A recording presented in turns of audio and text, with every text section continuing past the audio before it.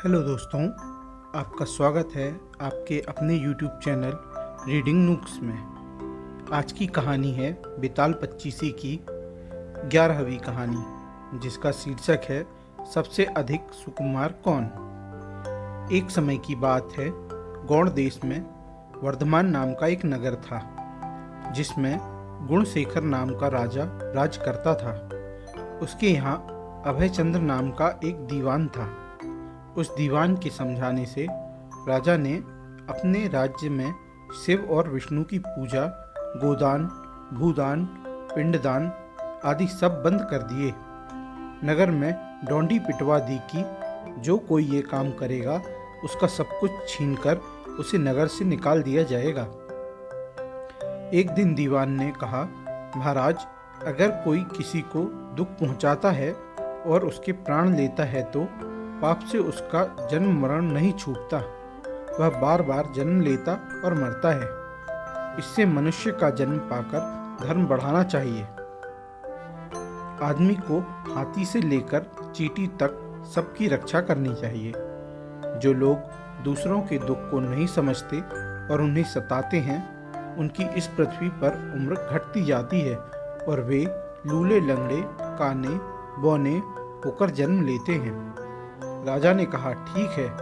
अब दीवान जैसे कहता राजा वैसे ही करता। दैव योग से एक दिन राजा मर गया। उसकी जगह उसका बेटा धर्मराज गद्दी पर बैठा। एक दिन उसने किसी बात पर नाराज होकर दीवान को नगर से बाहर निकलवा दिया।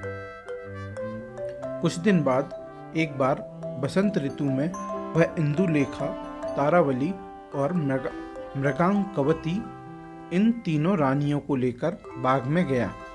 वहां जब उसने इंदुलेखा के बाल पकड़े तो उसके कान में लगा हुआ कमल उसकी जांघ पर गिर गया। कमल के गिरते ही उसकी जांघ में घाव हो गया और वह बेहोश हो गई। बहुत इलाज हुआ, तब वह जाकर ठीक हुई। इसके बाद एक दिन की बात है कि तारावली ऊपर खुले में सो रही थी। चांद निकला। जैसे ही उसकी चांदनी तारावली के शरीर पर पड़ी, फफोले उठ गए। कई दिन के इलाज के बाद उसे भी आराम हुआ। इसके बाद एक दिन किसी के घर में मूसलों से धान कूटने की आवाज हुई। सुनते ही मृगांकवती के हाथों में छाले पड़ गए। इलाज हुआ, तब जाकर ठीक हुई वो। इतनी कथा सुनाकर बेताल ने पूछा, राजन, बताइए, उन तीनों में सबसे ज्यादा कोमल कौन थी?